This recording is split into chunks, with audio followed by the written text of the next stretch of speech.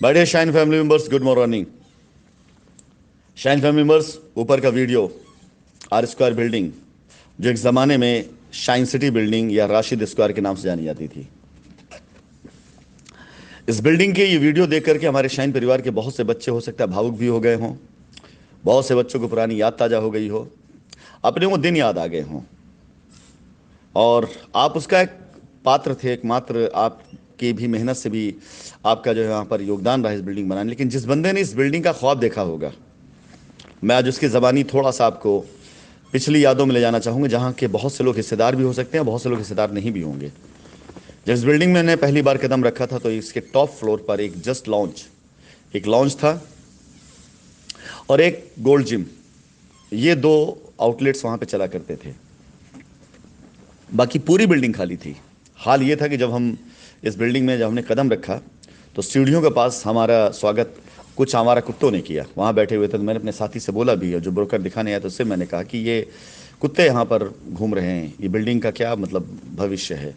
लेकिन लोकेशन ऐसी थी और 2012-13 में वो जगह ऐसी नहीं थी कि जिसकी वजह से आप मतलब इग्नोर कर सके उस जगह को। फिलहाल जगह ली गई, 3,000 स्क्वायर फीट की जगह लेने के लिए गया मैं, और एक छोटा सा चैम्बर जो डायरेक्टर चैम्बर था वो हमारे लिए प्लान किया गया। बाकी आगे रिसेप्शन और बस इतना एरिया था। लेकिन जब पॉसिबिलिटी दिखाई दी कि 4,000 स्क्वायर फीट और लिया जा सकता है तो 7,000 स्क्वायर फीट उस समय इस बिल्डिंग का फाइनल किया गया, जब अकाउंट के अंदर हमारे पास 10 लाख रुपए भी पूरे नहीं थे।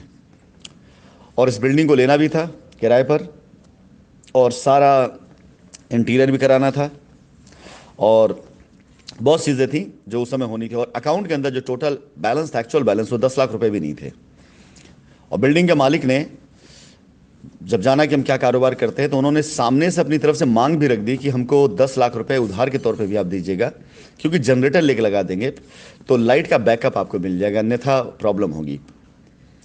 हमने वो भी वादा कर दिया और पूरी की पूरी 7,000 स्क्वायर फीट की ऑफिस का जो कॉन्ट्रैक्ट है कॉन्ट्रैक्टर को दिया गया, 1,000 रुपये स्क्वायर फीट के दर से पूरा ऑफिस रेनोवेट कराने के लिए। तो अब ये आपके सामने इस बिल्डिंग की कहानी, और उस समय 10 लाख रुपए अकाउंट में रख करके 7,000 स्क्वायर फीट का ऑफिस, और उसके ऊपर 1,000 रुपये स्क्वायर फीट दर से इंटीरियर, और 10 लाख रुपए की अदायगी अलग से जो पगड़ी अमाउंट है उसके अलावा, वहाँ से शुरू हुई आर स्क्वायर की कहानी। तो सिर्फ एक भरोसा था, एक विश्वास था कि मैं कर ले जाऊंगा, और मेरे साथ जो लोग खड़े थे उनका भरोसा था, उनका विश्वास था कि हाँ ये काम हो जाएगा। आप में जो लोग पुराने होंगे उन्हें शायद याद होगा कि हमने इसकी जो ओपनिंग थी, इनॉग्रेशन था, वो हमने प्लान किया था अगस्त के महीने में। लेकिन 19 सितंबर के आसपास इस बिल्डिंग का हमें हैंडओवर मिला था, यानी कंप्लीट होकर हम इसके ऑफिस की हमने ओपनिंग जो करी थी वो सितंबर के मंथ में करी थी। और तब तक ये बिल्डिंग में ऑफिस बनते बनते बनते बनते जो वक्त गुजरा उसमें शाइन को एक आकार दे दिया, एक ऐसा आकार दे दिया, एक ऐसा रूप दे दिया कि जिस दिन मैं पहली बार अपने चैम्बर में बैठा, क्योंकि हमारे उस समय के जो लीडरान थे उनका एक सपना था, एक ख्वाब था कि मेरा चैम्बर सबसे अलग होना चाहिए, तो जो एक्सटेंशन किया गया था उसमें हमारा चैम्बर बनाया गया, और बड़े प्यार से लोगों ने फर्नीचर खुद पसंद किया, कुर्सियाँ खुद पसंद करी, और उसके बाद तैयार हुआ आर स्क्वायर का शाइन सिटी का ऑफिस। और वहाँ से शुरू हुआ शाइन सिटी की कामयाबी का वो ना रुकने वाला अनथक सफ़र, जहाँ पर मैंने दिन रात सफ़र और दिन रात मेहनत से इसलिए किया था कि 10 लाख रुपए का बैलेंस अकाउंट में था। उस समय हम लोगों ने 1 करोड़ रुपए से ऊपर का ख्वाब देख डाला था। तो अगर वो किया जा सकता है तो फिर आगे इसको मेंटेन करने के लिए क्या नहीं किया जा सकता है। 7,000 स्क्वायर फीट का ऑफिस लिया गया, उसे 1 लाख स्क्वायर फीट में बदला गया। लखनऊ शहर के अंदर अगर हम देखें तो चाहे वो हमारा आर स्क्वायर हो, चाहे वो हमारा साउथ सिटी ऑफिस हो, चाहे आशियाना का ऑफिस हो, चाहे वो एसी टावर का ऑफिस हो, जितने भी ऑफिस खुलते गए उसके बाद वो सारे के सारे प्रेरित हुए हमारे यहाँ के ऑफिस से, आर स्क्वायर से। फिर शहर दर शहर, और शहर दर शहर के बाद आगे बढ़ते गए हम, स्टेट दर स्टेट निकलते चले गए। जब जब कंपनी के ऊपर आपदा आई, जब जब कंपनी के ऊपर मुसीबत आई, तब तक कंपनी ने एक नई साइट लॉन्च करी।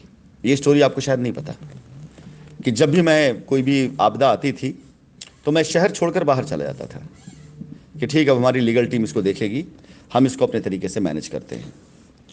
तो सबसे पहली बार जब हमारे बारे में न्यूज़ आई थी, उससे कुछ दिन पहले अगर आपको याद हो, तो हम मिर्ज़ापुर की साइट विजिट पे थे, माउंटेन हेवन पर।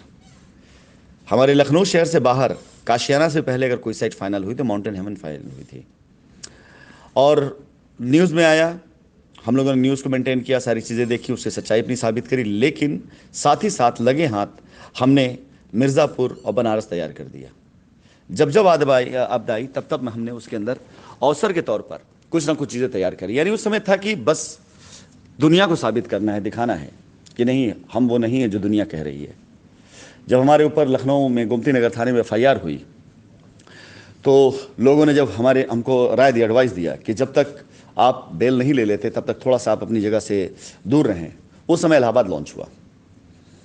ऐसे ही कहानी बढ़ती रही। आपको याद होगा कि हम पटना में मीटिंग में थे, सेमिनार था और सैकड़ों लोग बैठे हुए थे और न्यूज़ आई थी टीवी में। किसी एक बच्चे ने खड़े होकर कहा था कि आपके बारे में तो टीवी में न्यूज़ आ रही कि आप भाग गए हैं। हमने कहा जी, भाग कर आप ही के पास तो आए हैं। तो उस समय हर एक आपदा, हर एक परेशानी वो ऐसी हुआ करती थी जो आज की परेशानियों से कई गुना ज़्यादा बड़ी थी। जिन धाराओं में उस समय हमारे ऊपर साजिशन मुकदमे किए जा रहे थे, वो धाराएं और आज की धाराओं में ज़मीन आसमान का अंतर है। उनमें से कई धाराएं ऐसी जो नॉन कंपाउंडिंग थी, लेकिन मैं शुक्रगुजार हूं हमारे देश के कानून का कि जिसका सहारा लेते हुए ऐसी कोई भी साजिश मेरे खिलाफ पनप नहीं पाई जो लोगों ने करी और मुझे रोकने की कोशिश करी। मैं कभी भी नहीं रुका था। क्यों? क्योंकि मेरी टीम मेरे साथ में थी।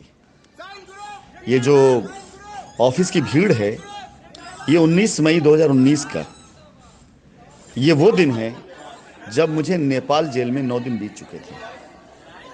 यानी मैं नेपाल जेल के अंदर 9 दिनों तक था और मेरी टीम यहाँ पर नारे लगा रही थी और पूरी बिल्डिंग आप देख सकते हैं। आज मौका लगा इसलिए मैंने यहाँ शेयर किया। कहने का मतलब सिर्फ इतना है कि मेरी टीम मेरी ताकत थी, मेरी टीम के लोग मेरी हिम्मत थे। मैं परवाह ही नहीं करता था कि क्या हो रहा है क्या नहीं हो रहा है, बड़ी से बड़ी बातों में लड़ जाता था।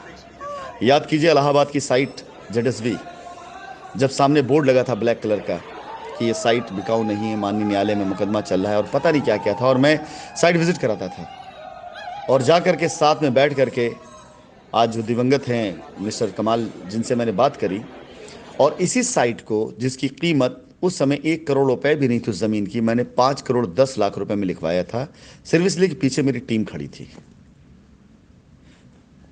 उस पूरी की पूरी साइट की स्टोरी सबको पता है। मैंने एक बात कही थी स्टेज से कि मेरे लोगों के सम्मान की बात थी। पैसा मैं बहुत कमा लूंगा, लेकिन सम्मान अगर चला गया ना तो वो नहीं कमा पाऊंगा। उस जोश के साथ मैंने शाइन की बुनियाद रखी थी और शाइन यहाँ तक लेकर के आया था। हमारे लोग भी अच्छी इनकम करते थे, पैसा कमाते थे। एक अच्छा करियर बनाने के लिए वो सारे के सारे लोग लगे थे दिन रात, और हजारों से लाखों और लाखों संख्या करोड़ तक पहुंच चुकी थी पूरे भारतवर्ष में। आज एक बार फिर से मैं अपने उसी पूरे के पूरे टैलेंट, पूरी कला, पूरी हुनर के साथ अपने शाइन परिवार के सभी बच्चों को आमंत्रित करता हूं जो आज भी मेरा इंतज़ार कर रहे हैं, जिन्हें आज भी मुझ पर विश्वास है, जिन्हें अब यकीन हो चुका होगा कि कंपनी गलत नहीं थी, लोगों ने कंपनी गलत साबित किया, जो आज अपने सीनियर्स या ऐसे लोगों का आंखों में आंख डाल करके बोल सकते हैं कि तुम लोगों की वजह से कंपनी खराब हुई। हकीकत है मैं कभी खराब नहीं हुआ था, मैं कभी गलत नहीं हुआ था, ना होना चाहता था। हालात आप खुद मेरी जगह होकर के देखिए कि एक तरफ आपके खिलाफ धरना प्रदर्शन लगा रहे हैं चेहरे, कौन से? वो सारे चेहरे जो आपके साथ जीने मरने की कस्में खाए हुए हों। एक तरफ FIR कर रहे हैं वो लोग जो कभी आकर के ऑफिस चैम्बर में हाथ जोड़ करके कहते थे सर आप हमारे भगवान हैं। एक तरफ लोग व्हाट्सएप पर गालियां दे रहे हैं, अलग अलग की चीज़ें करवा रहे हैं, अफवाहें करवा रहे हैं, लोगों को उकसा रहे हैं FIR कराने के लिए। कौन? वो लोग जो R² की सीढ़ियों पर हाथ जोड़े खड़े रहते थे, जब मैं आता है जाता था झुक करके पैर छूते थे।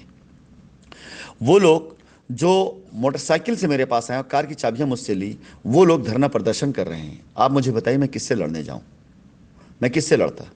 जिन लोगों को मैंने चैम्बर बना बना करके बैठाया, डिमांड रखी गई कि हमारे इतनी टीम हो रही, मुझे इतना चैम्बर चाहिए, मैंने परवाह नहीं करी खर्चे की, मैंने परवाह नहीं करी बजट की, चैम्बर बनवाए, ऑफिसेज लिए, ऑफिस के इनॉग्रेशन किया, गाड़ियां चाहिए गाड़ी ले लो, रिवॉर्ड क्वालिफाई हुआ नहीं हुआ, लेकिन लो, खुश रहो, खुश रहो। आपको क्या लगता है, जरा एक अंदाजा बताइए आप कि कितने रुपए की गाड़ियां बांटी गई होंगी।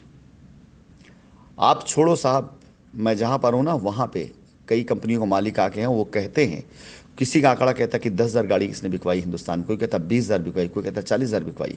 सही आंकड़े नहीं, जरा इन गाड़ियों में कोई भी एक एवरेज फिगर ले लीजिए और जो सोच बताइए कितनी गाड़ियों की कीमतें हमने अदा करी होंगी। इस दिन के लिए तो नहीं किया गया था ना। रैपिड फायर जैसा प्लान, जहां पर 12.5 लाख रुपए में एक गाड़ी गिफ्ट मिला करती थी, चला, सक्सेसफुली चला। बीपीएल जैसा प्लान, जहां पर 1,000 रिवॉर्ड्स बांटने का मैंने संकल्प लिया और बांटा।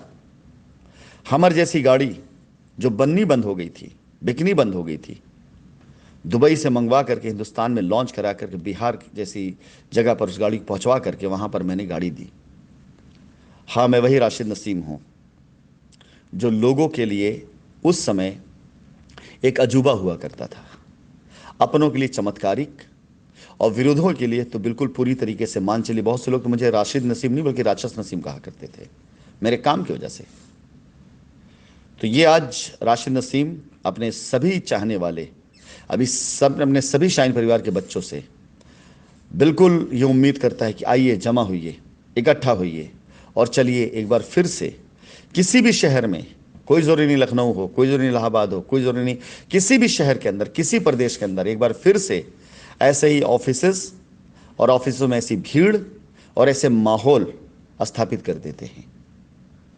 हो चुका है, आज शुरुआत हो चुकी है। बिहार, बिहार के बाद झारखंड, उत्तराखंड, दिल्ली एनसीआर, राजस्थान, जल्दी आने समय बंगाल, महाराष्ट्र, साउथ इंडिया, छत्तीसगढ़, ये सब तो मेरी पाइपलाइन में हैं, ये सारे मेरे पाइपलाइन में हैं। चलिए मिलते हैं और आगे बढ़ते हैं। फिलहाल एक इन्फॉर्मेशन कि जिन लोगों ने अब तक अपनी क्लोजिंग करा ली है, वो सारे के सारे लोग कृपया कर अपनी आईडी का टॉपअप करा लें, ताकि आप सभी लोगों को मैं टाइम पर पे आउट दे सकूं और आपके पे आउट टाइम पर जा सकें। पे आउट कैसे टॉपअप किए जाएंगे, इसका वीडियो अभी डाल दिया जाएगा और आप देखेंगे उस वीडियो में कि किस प्रकार से आपके पे आउट आपको मिलते हैं, कैसे आपकी आईडी टॉपअप होती है और कैसे अब आगे आपके प्लॉट बुक होंगे। धन्यवाद।